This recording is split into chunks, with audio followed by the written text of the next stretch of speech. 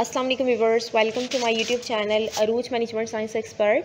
आज की वीडियो में मैं आपको फाइनल अकाउंट के फर्दर बेसिक्स कॉन्सेप्ट के बारे में बताऊंगी।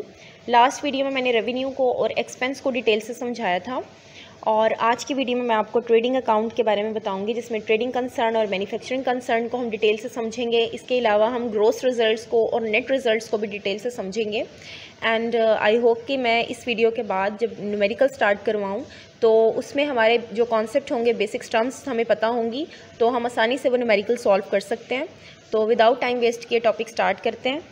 सबसे पहले आपको पता होना चाहिए कि बिज़नेस जो होता है वो 2 कैटेगरीज होती हैं बिज़नेस की। या तो वो बिज़नेस मैन्युफैक्चरिंग पर्पस से चल रहा होता है या फिर वो ट्रेडिंग कंसर्न होता है। ठीक है, सबसे पहले ट्रेडिंग कंसर्न को देखते हैं कि ट्रेडिंग कंसर्न क्या होता है। ट्रेडिंग का मतलब ही क्या होता है? Buying and selling of goods या फिर buying and selling of something. ठीक है, तो इसमें क्या होता है कि जब आप कोई भी चीज़ें जो हैं होलसेलर से और जो मैन्युफैक्चरर होते हैं उनसे चीज़ें आप ख़रीदते हो और या आपकी कंपनी ख़रीदती है और आगे फर्दर कस्टमर्स तक या फिर रिटेलर्स को आगे सेल की जाती हैं, तो वो चीज़ें क्या किस कैटेगरीज में चली जाती हैं? ट्रेडिंग कंसर्न में। ठीक है, यानी कि ये ट्रेड हो रही थी, आपने कुछ ख़रीदा और आगे फर्दर सेल कर दिया। और जब भी आपको फाइनल अकाउंट का कहा जाए कि ट्रेडिंग कंसर्न के हवाले से बनाएं, तो उसके कुछ 4 स्टेजेस होते हैं। या तो वो ओवरऑल सारे स्टेजेस आपको कहेंगे या फिर आपको कोई 1-2 बता दिए जाएंगे, वो आपको पता होने चाहिए। तो सबसे पहले हमें उसके स्टेजेस का पता होना चाहिए कि जब हम फाइनल अकाउंट बनाते हैं ट्रेडिंग कंसर्न से, यानी कि बाइंग एंड सेलिंग हो रही है किसी चीज़ की, तो उसके हवाले से आपने फाइनल अकाउंट बनाना है, तो सबसे पहले स्टेज होता है उसका ट्रेडिंग अकाउंट। ठीक है, और ट्रेडिंग अकाउंट क्या होता है? ट्रेडिंग अकाउंट बनाने का मकसद हमारा ग्रोस रिजल्ट फाइंड आउट करना होता है, यानी कि ग्रोस प्रॉफिट क्या हो रहा है, हमें ग्रोस लॉस क्या हो रहा है। ठीक है, ये जो ग्रोस रिजल्ट्स हैं इसके बारे में आगे मैं इसी वीडियो में डिटेल से इसके बारे में भी बताऊंगी। अभी आप ये समझ लें कि जब हमने ग्रोस रिजल्ट्स फाइंड आउट करना होता है तो हम ट्रेडिंग अकाउंट बनाते हैं।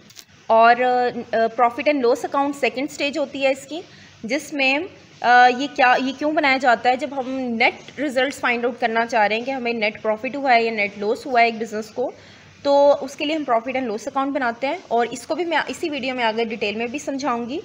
और थर्ड स्टेज इसका होता है कि जिसमें profit and loss appropriate account का कहा जाता है कि आप ये भी बनाएं, profit and loss appropriate account बनाएं।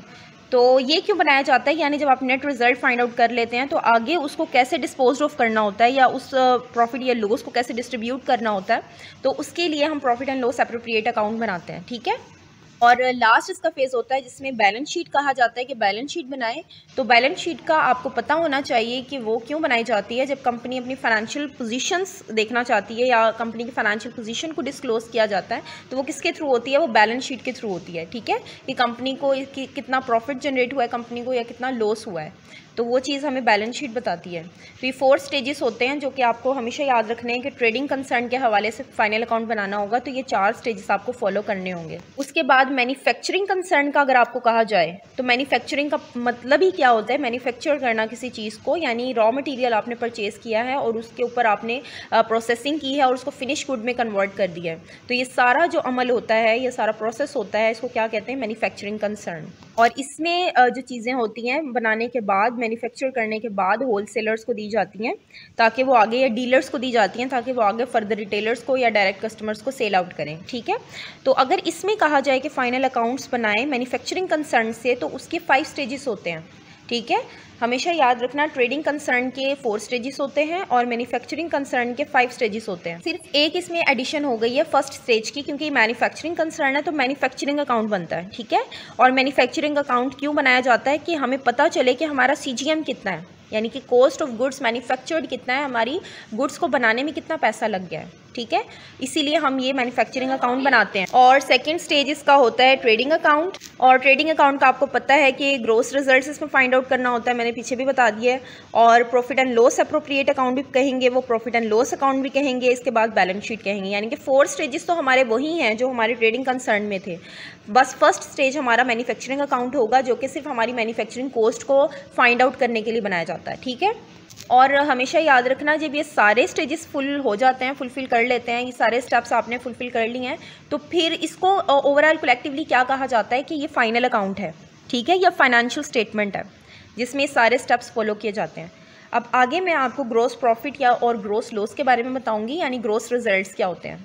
ग्रोस प्रॉफिट कैसे कैलकुलेट किया जाता है, ग्रोस लॉस, जिसमें यानी कंपनी की जो टोटल ओवरऑल सेल हैं, ठीक है, जितनी उसने चीज़ें सेल कर दी हैं, उसमें से वो अगर सारे अपने डायरेक्ट एक्सपेंसेस को निकाल देगी, डायरेक्ट एक्सपेंसेस आपको मैंने लास्ट वीडियो में बताए हैं, वहाँ से आप देख लीजिएगा, या फिर CGS को, जिसे कॉस्ट ऑफ गुड्स सोल्ड कहते हैं, उसको जब माइनस कर दिया जाएगा उस कॉस्ट को, तो आपके पास ग्रोस प्रॉफिट आ जाएगा। ठीक है, आपके पास ग्रोस रिजल्ट आ जाएगा कि आपकी टोटल सेल में से आपके CGS को अगर लेस कर दिया जाए और डायरेक्ट एक्सपेंसेस को निकाल दिया जाएगा तो क्या आपके पास आएगा, ग्रोस रिजल्ट।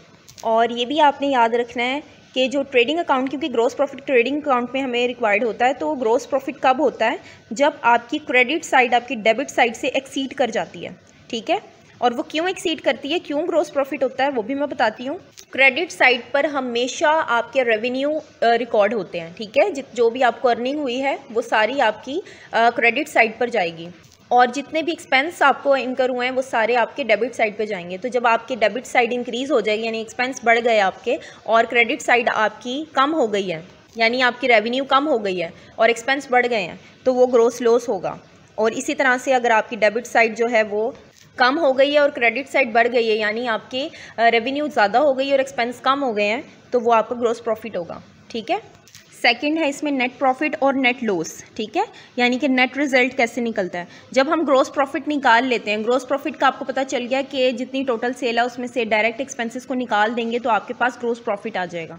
उस ग्रोस प्रॉफिट में से जब आप सारे इनडायरेक्ट एक्सपेंसेस निकाल देंगे, इनडायरेक्ट भी मैंने लास्ट वीडियो में बनाई है, टोटल ओवरऑल बताया मैंने उसमें, तो आप वहाँ से देख लीजिएगा, तो वो सारे एक्सपेंसेस जब निकल जाएंगे तो आपके पास नेट प्रॉफिट आ जाएगा या नेट रिजल्ट आएगा। ठीक है, तो आप ये यानी कि आप याद रखें कि जब आपने ग्रोस प्रॉफिट या ग्रोस लॉस निकालना होता है उसके लिए ट्रेडिंग अकाउंट बनता है, और जब आपने नेट प्रॉफिट और नेट लॉस निकालना होता है तो उसके लिए प्रॉफिट एंड लॉस अकाउंट बनता है। तो आई होप व्यूअर्स आपको मेरी वीडियो की समझ आ गई होगी और टॉपिक क्लियर हो गया होगा। अगर आपको मेरी वीडियो पसंद आई हो तो मेरी आपसे रिक्वेस्ट है कि आप मेरे चैनल को सब्सक्राइब भी करें, ताकि मेरी आने वाली लेटेस्ट वीडियोज़ जो हों वो भी आप देख सकें। और आप सब अपना ख्याल रखें, मुझे अपनी दुआओं में याद रखें। ओके, अल्लाह हाफिज़।